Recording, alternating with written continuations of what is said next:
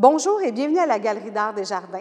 Aujourd'hui, on vous invite à faire la visite de l'exposition solo de l'artiste Clara Lacasse. Elle est accompagnée de nul autre que Chantal Lamarre et toutes deux ont eu la chance de vivre les récents travaux de rénovation au Biodôme de Montréal.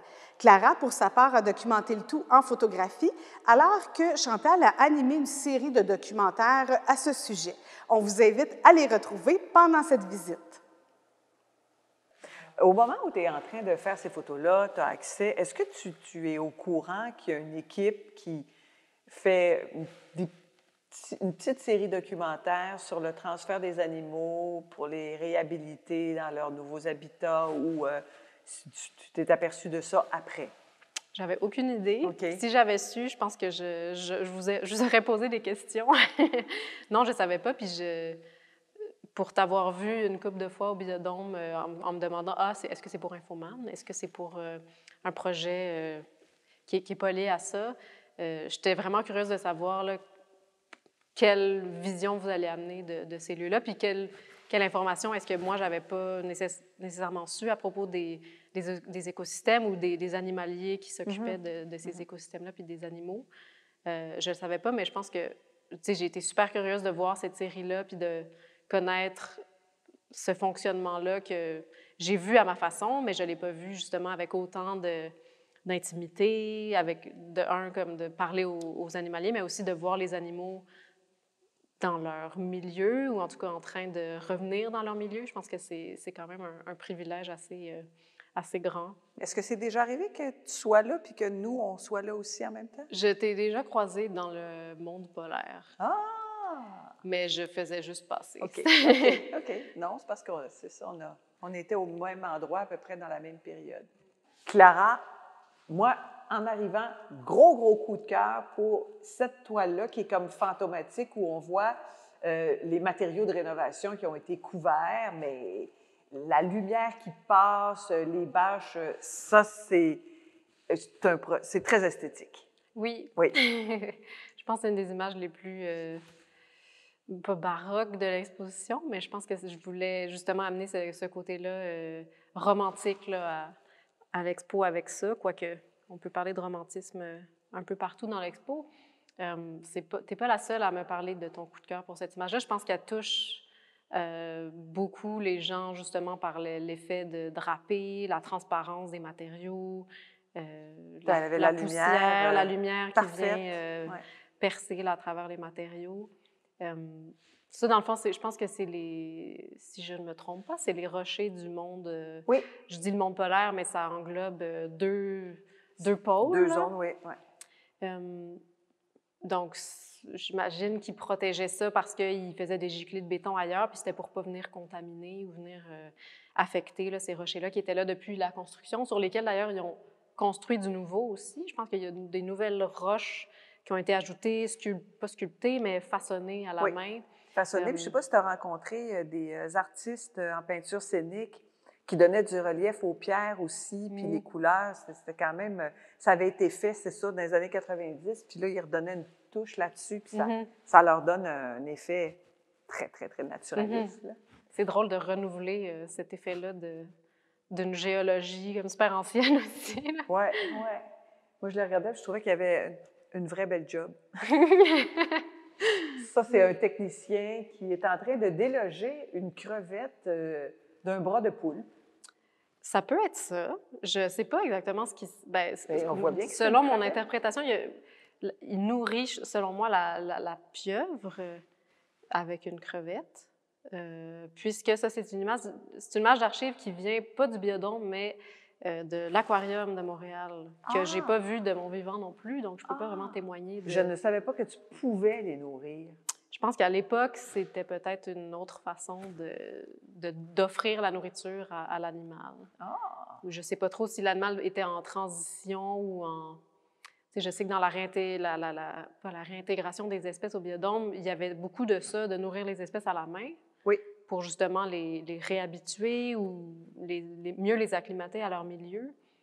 Fait que je me demande si cette image-là témoigne peut-être pas de ça, mais à une autre époque, puis avec d'autres d'autres collections, là, parce que la pieuvre fait pas partie de la collection du biodôme. Ça, c'est une section du biodôme que moi, j'adore. C'est vraiment où vivent les oiseaux plus nordiques, les canards. Puis en dessous, on va voir la zone polaire. Mais je trouve que l'effet de scénographie, tu vois, t'en montres juste une partie, c'est un des coins impressionnants du biodôme. On dirait toujours qu'on est un petit peu dans le décor du film. Du Truman Show. Exactement, exactement. Il arrive au bout de sa vie, puis... le ciel, ouais. la porte. Ouais. Ben oui, tout à fait. Là, je dis dans le fond, l'arrière-scène, l'arrière-plan, qui était, j'imagine, une image très ensoleillée d'un fleuve quelconque qu'on ne pouvait pas reconnaître. C'était assez générique. Qui ont changé d'ailleurs là, pendant la rénovation. Maintenant, c'est un ciel. Mais ça donne le même effet. Puis, dans cette partie-là, tu entends beaucoup de cris d'oiseaux. C'est très vivant, c'est très... Puis, tu entends aussi, je pense, tout ce qui déborde de cet écosystème-là, vu qu'il est ouvert par le plafond. Je pense que j'entendais les gens marcher dans l'espace central, j'entendais certains animaux qui étaient de l'autre côté, peut-être pas dans la forêt tropicale, mais j'entendais des animaux de la forêt laurentienne, des oiseaux dont je pouvais reconnaître les chants, mais qui sont totalement là, dans un autre environnement. Fait que je pense que ce mélange-là, ou cette espèce d'hybridation entre différents écosystèmes, on peut vraiment la vivre là, physiquement à travers le biodôme, puis à travers ces espaces-là qu'on peut juste visiter de quelques secondes à l'autre. C'est une des images qui m'avait interpellée justement parce qu'elle était vraiment endommagée. Okay. Puis que justement, cette espèce d'effet de voile-là, puis oui, le négatif, on dirait qu'il a été brisé ou du moins qu'il a été brûlé. Là. Il y a vraiment comme un geste là, quasiment violent qui a été, qu'on peut voir dessus. Ça m'interpellait juste parce que ça devient une image que j'aurais jamais pu trouver aux archives, premièrement, mais qui, au centre de documentation, était encore là. Puis j'y voyais un potentiel formel, juste par comme l'effet un peu fantomatique qui est présent là-dessus. Derrière toi aussi, on voit une œuvre de poussière et de... on la sent. Poussière, c'est vrai que c'est très poussiéreux. Ça, c'est encore dans l'espace du monde polaire. Je suis intéressée justement par la structure circulaire rotonde, et la rotonde, et je me demandais à quoi elle aurait dû servir avant ou si elle avait été faite juste pour les besoins là, de cet écosystème-là. Puis ce qui m'intéressait aussi, c'était tout l'entre-deux des travaux, puisque ça pouvait supposer comme état transitoire de notre vision de la nature ou de ces environnements-là. Ça, bien, on voit la canopée au-dessus de, si je comprends bien, mais l'intérêt, c'est que la rénovation nous a permis de voir la signature architecturale qui était en partie camouflée. On peut faire entrer abondance de lumière puis voir l'œuvre parce que c'en est une. T'sais. On a beau chialer contre le stade, contre les installations olympiques, c'est encore une marque de la ville. C'est encore quelque chose qu'on a qui est au-dessus en termes on la reconnaît facilement, il y a un intérêt, c'est gigantesque. Oui, c'est iconique, puis c'est, je veux dire, quand tu entres là, toute la lumière qui pénètre dans les lieux, c'est quand même pas, tu trouves pas ça partout dans l'architecture urbaine. Là, Là, maintenant, je pense que le filet est élevé. Oui, le filet a été surélevé. Et ça, est-ce qu'on parle ici du nouvel habitat naturel d'un animal qu'on connaît? C'est-tu là? Le paresseux fait-tu un petit bout sur... Non, pas nécessairement sur... Ici, on est dans la forêt laurentienne. On est au-dessus de la Laurentienne, OK. Fait que ça, je pense que les rails que tu vois, c'est simplement pour l'entretien, puis j'imagine pour l'entretien du filet ou des lumières qu'il y aurait peut-être en périphérie. Oui. Ça, c'est le bassin dans lequel on voit plonger les canards. Les gros esturgeons. Oui, les gros esturgeons. C'est un moment que le public adore, là, quand ils vont... Les poissons tombent, puis les canards plongent pour les ramasser. Fait que ça, je n'ai pas vu ça du tout, moi, les échafaudages à l'intérieur.